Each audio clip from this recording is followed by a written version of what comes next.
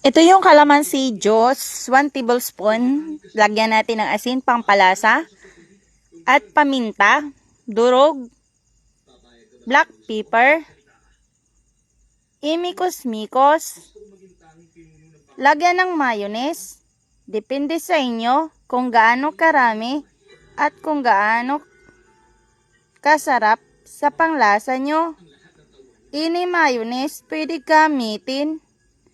Pwede din gamitin ladies choice. Depende sa gusto nyo na flavor. Yan.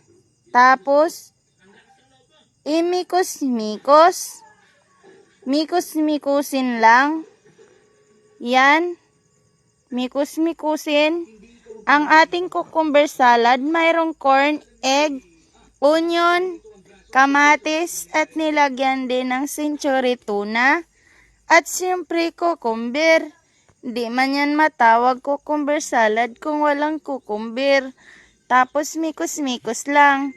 Kung gusto nyo ng healthy na pagkain, gumawa kayo nitong mikos-mikos cucumber salad. Healthy na, masarap pa.